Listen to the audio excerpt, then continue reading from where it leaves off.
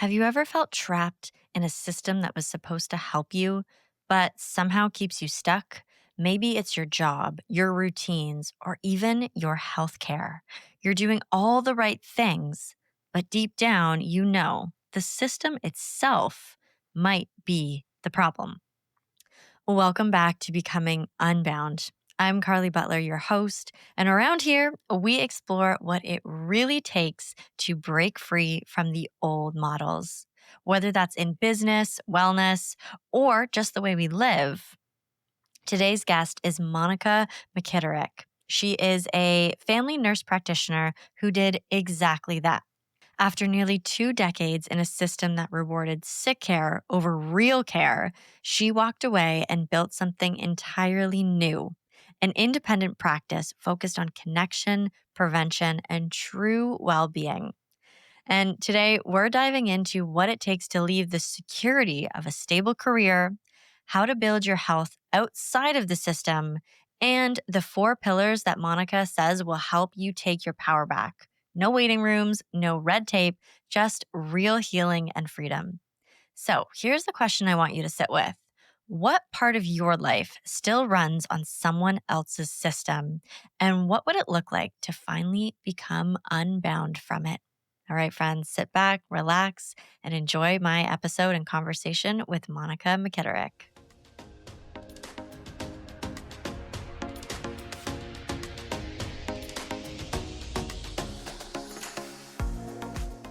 All right, Monica, welcome to Becoming Unbound, the podcast where we are talking all things freedom, breaking out of the old systems. And I wanted to bring you on. I was so happy that when we first met was just the idea that you have truly broken out of a very, very broken system, one of the most broken, one might say. So why don't you give our audience a little like, who are you? What do you do now? And what's a little bit about you? Yeah, I broke up with the healthcare system and it was the best thing ever.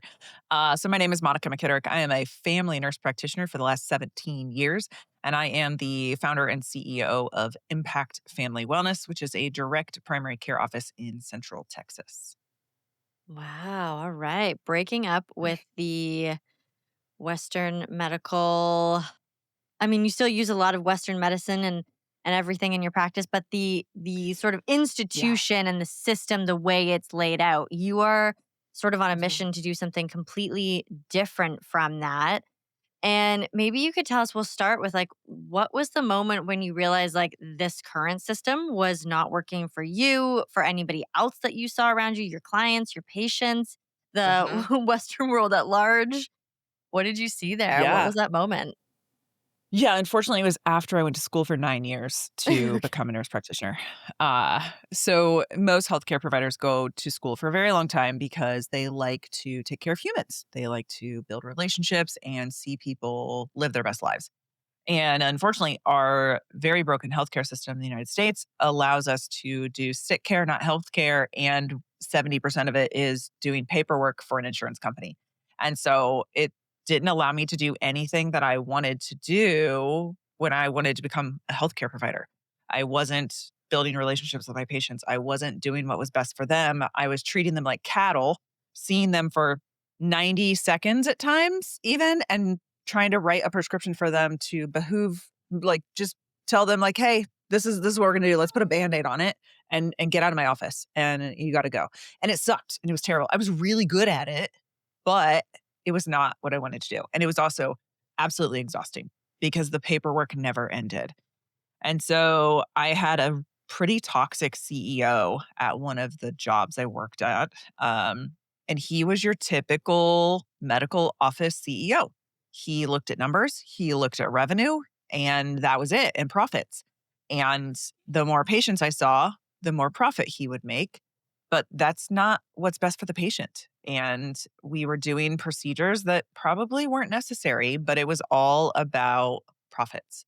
And I just couldn't do it anymore. And I couldn't continue to put on this smiling face like everything was okay anymore. And so I figured out a way to break up with it. And it was amazing. Wow. And it really good. Like, that's just one of the things, like, follow the money. Like, What is driving our systems? It's money and the economy and what is it's super interesting to know that like everything that I think a lot of people who listen to this podcast suspect about that system is true. Like if you've ever felt like cattle in a waiting room, in and out and in and out, and here's a prescription, write it out. That feeling is probably true. Like that is Mhm. what is happening behind the scenes. Yeah, and unfortunately, it's getting worse as opposed to getting better. Hmm. The care for patients is not there, and part of that is when you walk into an insurance-based system, you are not the patient. Or you are not the customer, your insurance company is. We as healthcare providers have to do what your insurance company says we're allowed to do. It's not what I think is best for you or what you think is best for you. And unfortunately, we're incentivized to order labs, order images, write prescriptions because it increases our billing.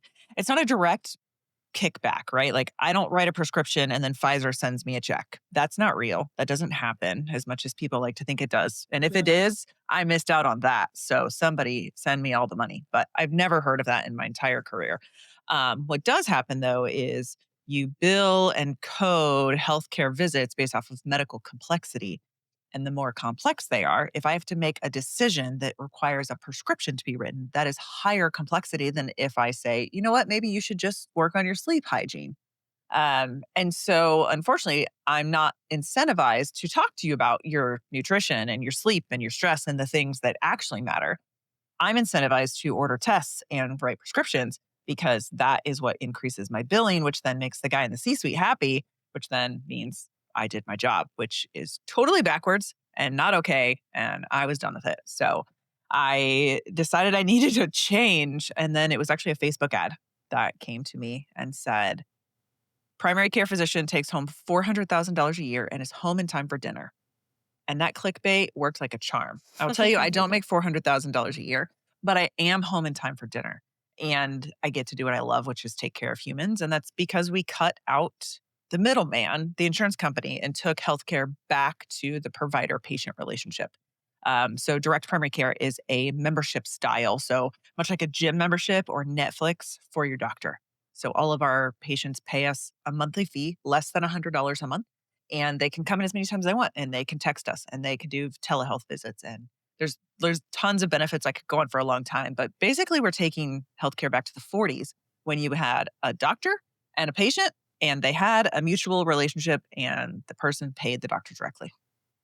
Wow. And that sounds like true, like the freedom to do your job correctly. And that is to Yeah. provide care for the human Mhm. being in front of you. And now we're in Canada a little bit here, but it's very much the same thing. Like our free healthcare. Like Right? it's still Mhm. run by, like, not necessarily insurance companies, but, like, the healthcare system is still looking to get as many billable ticks and checks and boxes as possible, and unfortunately, Mhm. looking at your nutrition, your sleep hygiene, the things that could actually make you a healthier, freer, more, like, clear-minded individual, a lot of those things are free Yeah. or Yeah, close but they to it or not billable.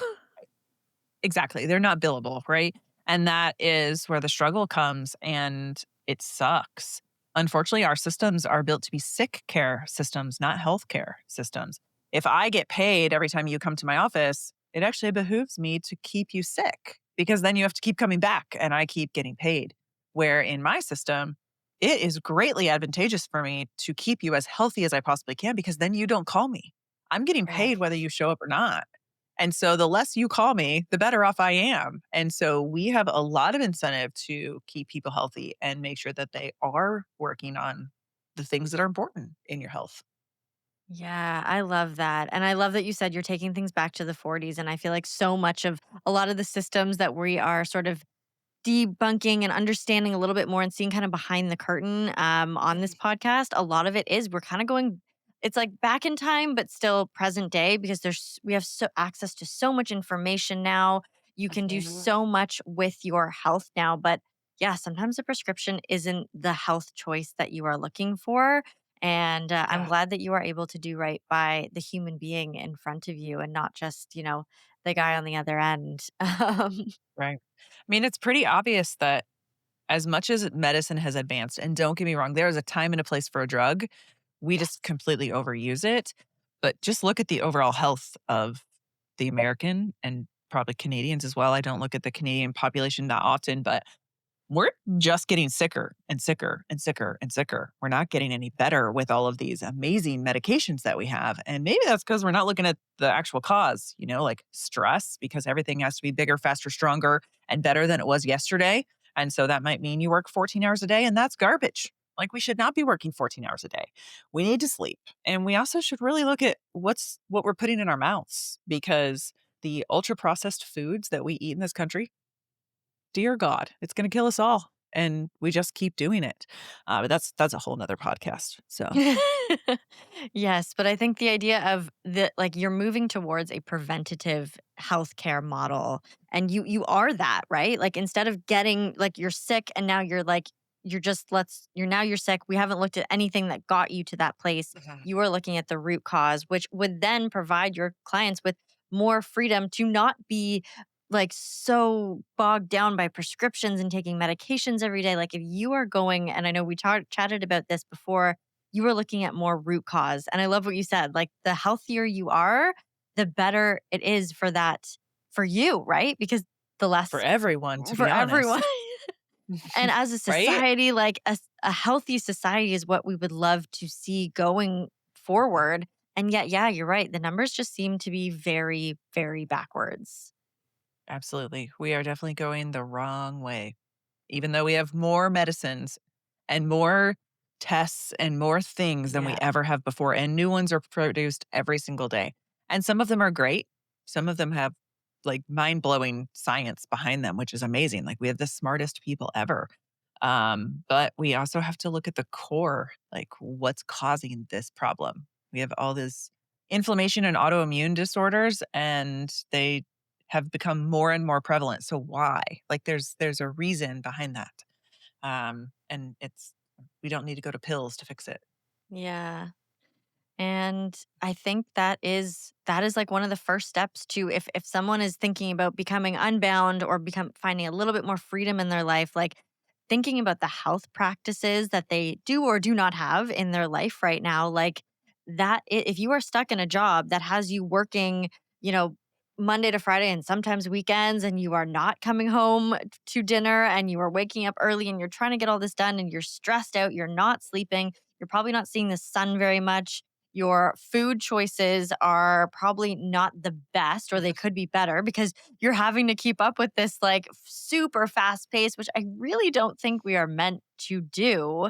Um, Right. like that, what a great place to start is like look at your health Yeah. patterns and practices. And I love that you Mhm. are providing options for people to start to look at that stuff aside from just like calling a walk in, being like, hey, I've got this. I need this pill. And I like that you hold both perspectives too. It's really great that we can hold both worlds. Like there is a time and place for pills, for Mhm. medication, for the emergency room. Like there, and I am so grateful. I haven't Absolutely. had to use that system very much in my Mhm. life and like knock on wood and praise God. Like thank you for that. And I'm so happy that it exists still and that there are going to be Absolutely. life-saving surgeries, procedures, protocols that you could go on that would work and save your life. And like there's a whole other side of that. So I love that you're diving Mhm. more into that. So can you tell us a little bit about like what are some of the root causes that you see people who are like stuck in these like unhealthy patterns? What are those things and what do you start to look at when you see a human being who's not at their wellest? Yeah, I always start with what I call my 4 pillars of health. Number 1 is sleep. As much as we all think it's not important, it is your bread and butter.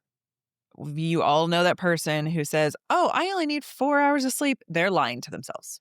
They have no idea. Now, there probably is like 2% of the population that can function on that, but apoptosis, which is when your body makes new cells and gets rid of the gross cells, happens while you sleep.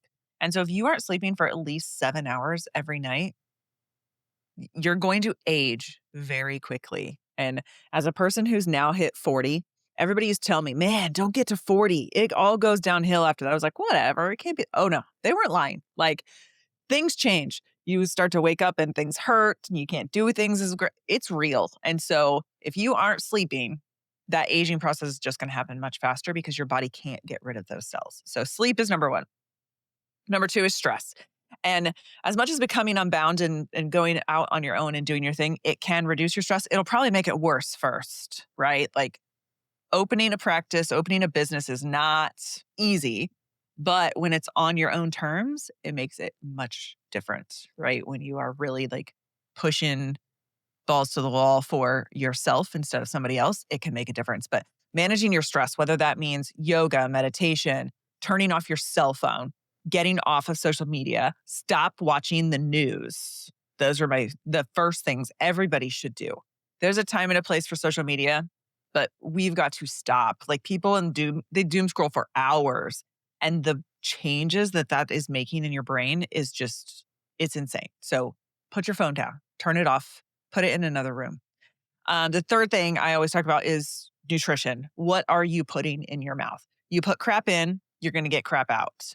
So if you read an ingredient label and you can't read any of the ingredients or even just a couple of them, those are added ultra processed things that are making that food more palatable and more stable, right? We had a loaf of bread. I typically make bread at my house because I have a sourdough starter. It's a thing, right?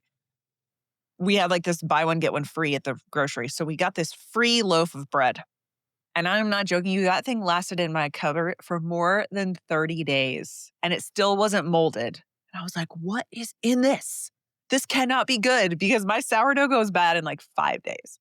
So read labels, put things in your mouth that are not super processed. Now, that doesn't mean you can't have flour, right? Flour is processed, but it's not ultra processed. There's a big difference there. And so just trying to put good things in your body. And the fourth one is body movement. Notice I did not say exercise. I said body movement. I don't need you to get sweaty. I don't need you to run 3 miles. I don't need you to do things you hate. I just need you to move your body. So many of us sit behind desks for 8 hours a day, not what our bodies were meant to do. You've got to move it. 30 minutes, touch your toes. That counts, right? Set an alarm for 55 minutes. And for the last 5 minutes of every hour, you stand up and walk in circles around your office. You have to do something like get up and move. Not only will it help your body, but it'll also help your mind. So, really, those four stress, sleep, nutrition, and body movement are really the four that I start with every patient. Beautiful. I love those things. And I think you brought up a really good point of like, yes, going out on your own, starting your own business. Honestly, this podcast, we talk about that a lot, but I also don't think it's like a recommendation for everybody.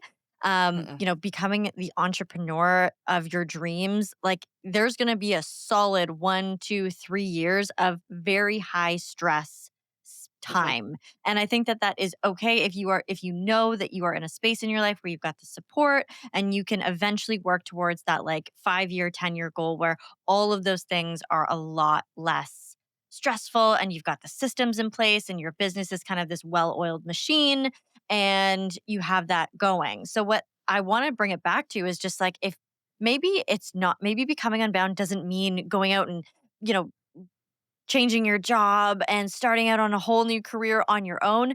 Maybe it is just looking at these four pillars of health first. Like maybe you're Hmm. stuck because one of these things isn't working. And if you were getting the right amount of sleep, maybe that job that you're like, I don't really love this, maybe it would get better.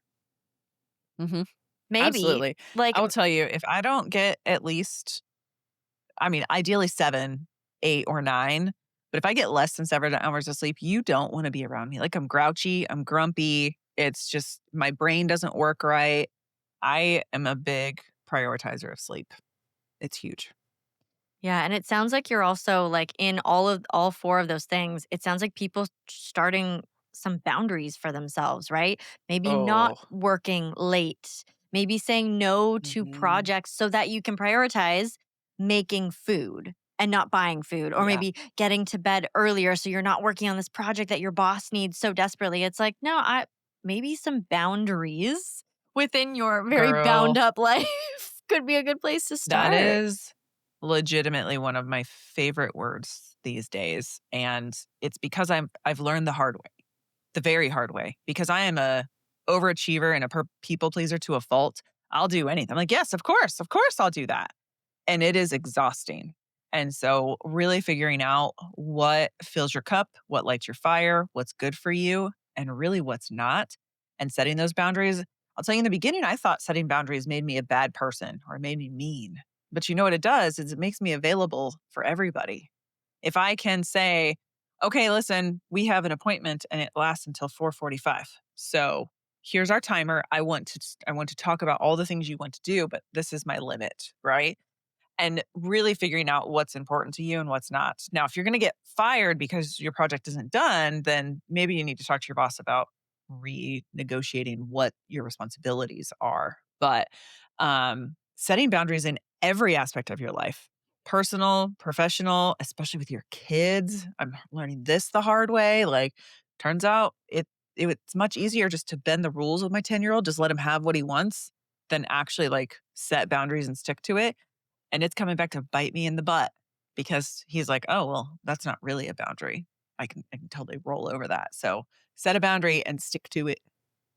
Yeah, and boundaries, yeah, it can totally feel like you're being mean and that it's not fair to the other person and that they're gonna be sad or Mhm. upset, and it's like, but what is that doing to you? Well, how is that disturbing your sleep, and how is that disturbing your Right. stress levels? How is that getting in the way of your movement that you wanna schedule for Mhm. that day and eating that healthy meal that you've planned out with your family? Like, that is important, and if we start placing more importance on those things, I think in general, our health, wellness, our, like, bound, stuck, just feeling sticky lives could start to take a turn for the better. And I love that you're offering that to patients and to clients and to the human beings on the other side of, what you do. So how is Oh, it that yeah. how does your let's give a little brief of like how does your clinic, this opportunity for a new style of healthcare, what does that look like for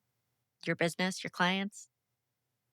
I mean, it looks like getting rid of all of the barriers to healthcare, right? It's Mm. convenient. You can get an appointment the same day. You can text your provider directly. It doesn't go to a medical assistant, a nurse, anybody. It goes directly to the provider. It looks like affordable costs that are price transparent, which is a big issue in the US because you can go to a doctor's office and then 6 months later they'll send you a bill for God knows what, and nobody can tell you upfront what anything costs. And it's really frustrating. Like nobody goes to Starbucks and orders their coffee without knowing the price. Yet when it comes to our bodies, we're expected just to be like, okay, well, they said I need this. So yeah, and then they get a bill and it's $1,800 and they're like, "Wait, what?" And then what do you do about that, right? Because it's already been done. Um, we also build relationships with our patients, so all of our appointments are 30 to 60 minutes, so you actually can sit down and talk and have a real conversation about the issues that are going on, and you can talk about more than 2 things at a time, unlike our system where if you talk about more than 2, I can't bill for them, so nope, you're gonna have to make another appointment for that. No, we can do your pap smear, cut off the mole on your shoulder that you don't like, and talk about your blood pressure and your sinus infection all at the same time. Um, the biggest thing though is that we are advocates for our patients. The healthcare system is hard to navigate. Just like a plumber doesn't expect me to know where to get the parts to fix my toilet and how to do it, I shouldn't expect my patients to be like, "Oh, you want me to go get this test? Yeah, let me figure out where to do that," right? And how to get it scheduled and all of the things in between. We also talk in healthcare jargon. And so they get these things back and they're like, what does this mean? And I would much rather our patients come to us as opposed to AI, or the worst thing is social media. The number of times I see people like, my kid has this rash. What do I do? It's like, why are you asking random people on Facebook? They don't know. And I'm not sure what they're telling you. So it's really having that relationship and being there for them. And when you take the struggle out of healthcare, you make it convenient, you make it easy, you make it affordable, and you make it, there's a relationship behind it, people are much more likely to seek healthcare. The number of people that don't get care because they don't know who to call, they don't know how much it's going to cost, they can't get an appointment is astronomical, right? So then people just suffer until they have a heart attack. And then we're in a whole another world where if they had come to see us months ago, they wouldn't have had that problem. And I'm sure this is an issue in Canada as well, but it's the average wait time to see a primary care provider in this country is 29 days. You can die in that amount of time. And so then patients end up in the ER where they aren't getting a continuity of care and they're just getting band-aids for everything. None of it's actually being worked up. And so it's just this vicious cycle where we have this broken system and it makes our healthcare providers look bad because everybody thinks it's their doctor that's the actual cause of the problem, and it's not. It's the guy in the C-suite and it's the insurance company who are putting that red tape and all the restrictions on how you get your care. And so we have to take that out. Otherwise, it's just going to keep getting worse and worse and worse, which at some point it's just going to break and be done and gone. And then I don't know what we do. I'll be fine. Yeah. Yeah. Everyone Well, will it come to us, but yeah. it does seem like we are seeing a lot of the systems that are very clearly broken are starting to very much crumble, and I think the whole point of this and sort of the new I feel like the new space that we're going to, the entrepreneurs that I talk to, like, we're all kind of moving in this direction where we're like, okay, well, this is broken, but I think there could be another solution so that when this finally does just crumble, do we have people on the other side who have started to see and like be like, oh yeah, this like we need more and more people to start to understand that this is not the way things have to be and there can be a different way of doing it. So when you found this new way of you call it a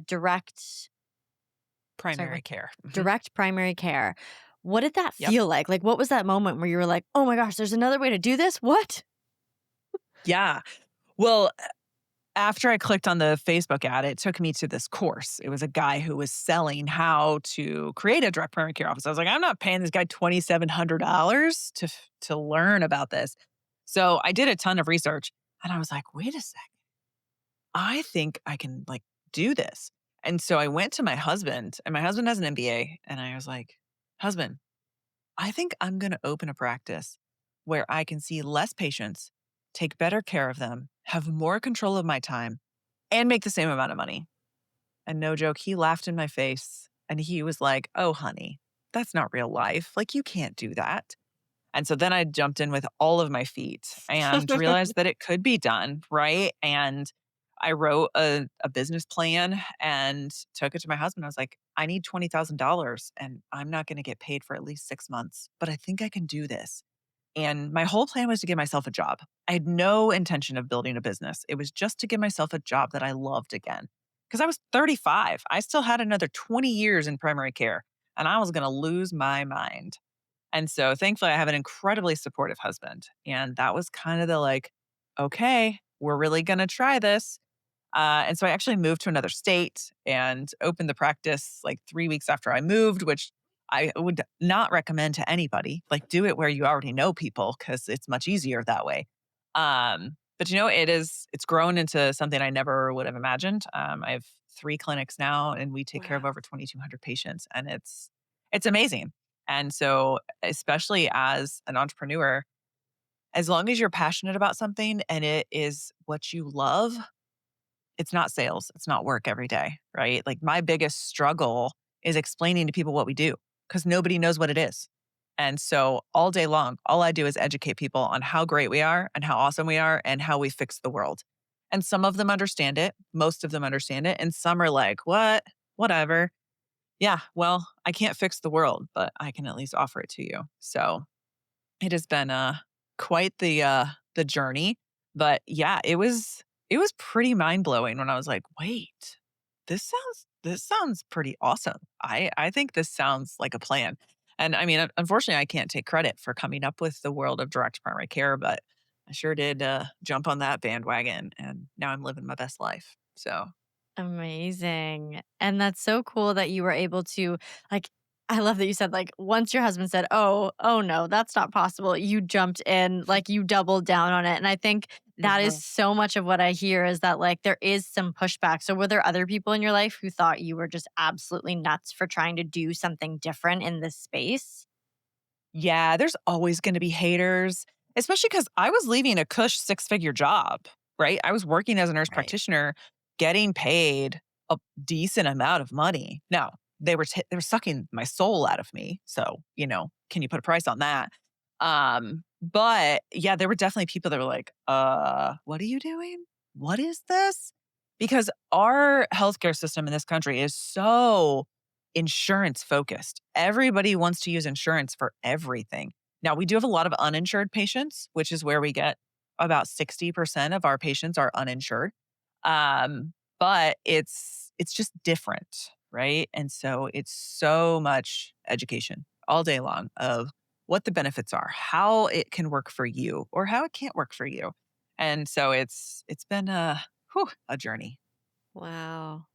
That's Sure. incredible. So, as I ask every guest on the podcast this question, when you like what does freedom look like to you? How did this feeling of becoming unbound, figuring out a new thing, what did that mean for you in your day-to-day life? Like the ad said you'd be making six figures Mhm. and be home in time for dinner. So, what did that spark inside of you that was like, "Oh, this sounds like more freedom in my life. What could this look like?" What did it manifest as? Yeah. So I had a 3-year-old. My son was 3 when I relocated to Texas and started this practice. And so one of the best things that I found was he was in preschool at the time, and they have random little shows, right, where they'll put on a little play or sing some songs. Um, or my kid gets sick, right? And in my old job, there was nothing I could do about that, right? I saw patients from 8:30 to 5 every day, like no ifs, ands, or buts. If I wanted time off, I had to request it, and it was hard to come by. And that's because in the insurance-based world, I am the revenue producer. And if I'm not there, nobody's making money. And so I understood why it was so hard. So then when I moved to my own practice and I could do whatever I wanted, right? If my kid was sick, I could let my patients know, like, hey, I can't come to the office today. My kid is sick. I'm gonna have to work from home, right? I could go to his play. I could just block my schedule whenever I wanted and go do what I wanted to do. If I wanted to go to the gym at 8 o'clock, because, you know, prioritizing body movement is hard, right? It's like, well, I got to drive to the gym. I got to do the class that's an hour long. And then I got to go take a shower. And so that's really hard to prioritize. But when I own my own jam, I could do that where it's like, you know what, on Tuesdays and Thursdays, I'm going to go to the gym first and then I'm going to go do these things. And so just having control of my own schedule was amazing. Now, I will tell you, people quickly try to fill that up with all the events and all the things you should be doing. And so setting those boundaries is very important to keep that. But freedom and success is very much tied to time for me personally. I want to travel. I have a goal that I will travel internationally 3 to 4 times a year. And I'm going to do that. Now, granted, I'm 6 years into almost 6.5 years into this. I have great systems in place. I have an amazing staff. My business basically can run on its own without me. Props to all of my amazing staff for that. So it definitely took time to get there. But now it's like, yeah, I can leave for 3 weeks and nobody cares. And it's awesome. Wow, what a journey. And I love that. I've Yeah. talked to lots of people who are 20 years into entrepreneurship and some who even like me are pretty fresh into it. And although I think that is also for me, like I resonate so much with that because although right now it feels like, yes, this business that I'm in doesn't run itself, I can see that eventually it will. And that Mhm. is the freedom that I'm working towards versus you work for someone else and 5 years down the road, you're like, okay, well, I'm still doing the same thing. I'm still asking for permission to do everything from a vacation to getting time off work or maybe you don't even get that permission and you are just purely there as a cog in the wheels and nothing's like being nothing's changing for your own life. It's maybe changing for the company that you work for, but you were able to take that into your own hands. And I love that you now can do something that you are so passionate about. And you stayed kind of within that same lane, but you just Mhm. made it work for yourself and the people on the other side of that. That's incredible. Yeah, it's been a journey. And I will tell you, there was a time where I now have 3 clinics where I was like, I'm gonna have 10, right? Because that's what success means, Right. especially, I mean, we Americans, everything has to be bigger, better, and stronger. So if you have 3 clinics, why not 10? And I really burnt myself out. And I realized Mhm. that I was chasing someone else's definition of success. And so I completely pivoted, and I still want direct primary care to become the norm, not the exception. But I've realized that I can't do that by building more clinics. I need other people to build clinics. And so instead, I wrote a book and launched a course to teach other healthcare providers who might be burnout or who are looking for that way to become unbound to answer all the questions that I had before I opened my practice. Like, what does this look like? Can I do this? Am I the right person for this?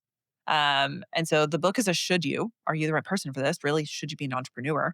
And then the course is from idea to launch. And then I do some consulting, which really fills my cup. Now that I've like been there and figured out lots of mistakes, I really enjoy doing consulting with other entrepreneurs who are trying to get to where I am now, right? So I'm interested to see what the future holds because who I knows? love that. Yeah, and yeah, I think especially on social media, it is like in the entrepreneur world on social media, it is like get to six figures and then get to multiple six figures, then get to seven figures and then like the multiple seven figures and it's like sometimes I think that's also a bit of a bit more of a there's a masculine essence to that around like Mhm. bigger, better, stronger, and I think there is something beautiful to like maybe your idea of freedom and success isn't like the crazy amount of like the massive incomes and stuff. Maybe it's just like having a small business that gets you everything you need and the time. Because I think in the entrepreneur world, like you Mhm. could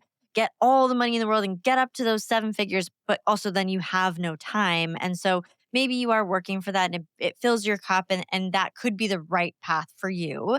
But also, it doesn't Mhm. have to be this massive thing. And that's so cool that you were able to Right. recognize that and pivot because you have a family Yeah.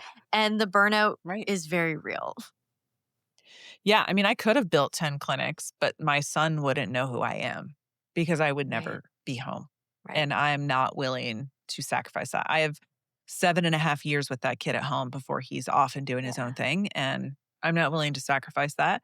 Some are, and that's not to say you're wrong. It's just it's your priority, right? And so revenue is not my idea of success. It used to be, but I've definitely changed that, I've pivoted that idea into success is time with my family and vacation and doing what I love to do. Yes. All right. And a whole new definition of success and freedom. That's amazing.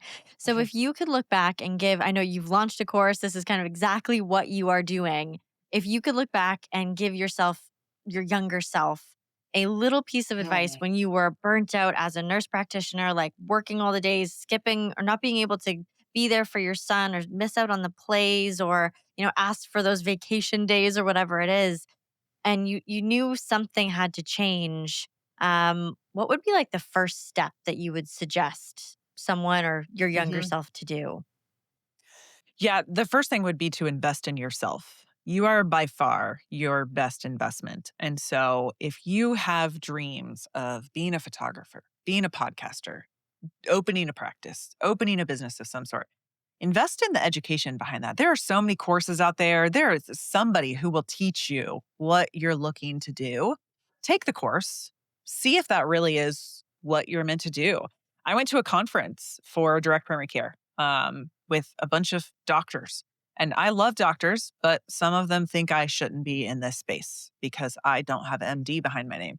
And they belittled the crap out of me at that conference. I've never had to turn my name tag around to hide my credentials in my life, except for there. And I'll tell you, it just gave me more fuel to my fire, where I was like, wait, you think I don't belong here? Let me show you. I do belong here, and I'm going to actually do it better than you. Right. So I would invest in yourself, do the education, figure out if that's really what you want to do, and then jump in with all your feet and go do it. Yeah, I love that piece of advice. It keeps coming up over and over and over again. And I think in that moment, like even when you said to your husband, like, okay, you were moving states and then you also needed this big investment and you wouldn't be paid for 6 months. Like it seems so counterintuitive to invest in Uh huh. yourself in that moment. You're like, why would I do this? I'm about No. to put myself into further debt. But I think it's about seeing the long game in this and seeing that the goal right now is to sort of bolster yourself with the support, the community, the education that you might need or sort of that like even Mhm. education or understanding of what it is that you want to do. And through those courses, you can figure that out.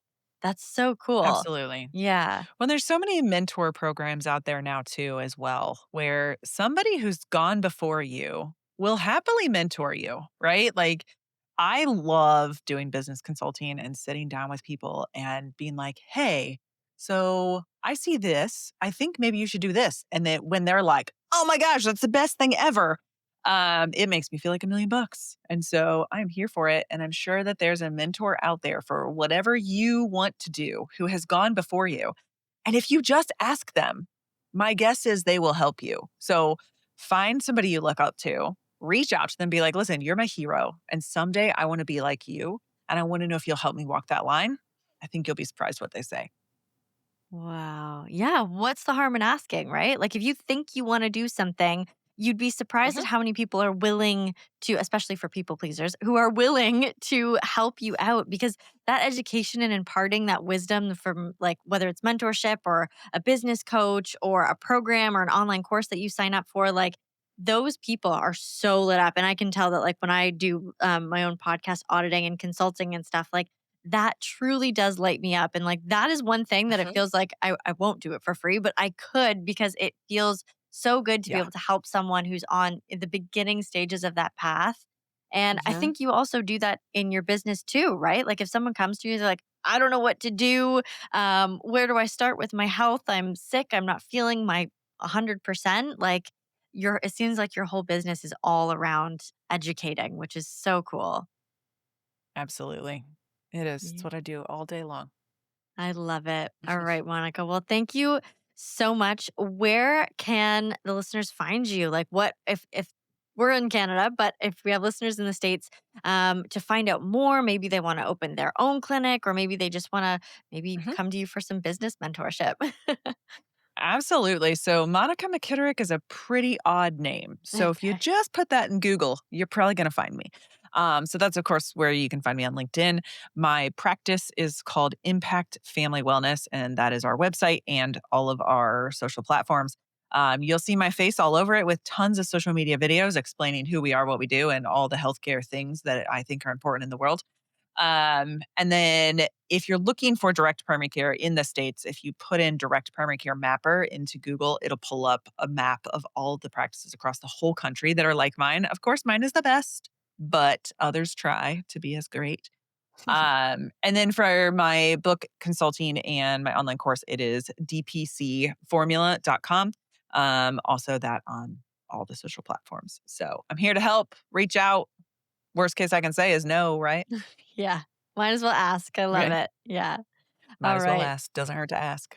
Thank you so much, Monica, for your time today. I'll put all of that great info in the show notes. And hopefully, our listeners took a little bit away from this and they can start to become a little bit more unbound. All right, friends. We will see you on the next episode.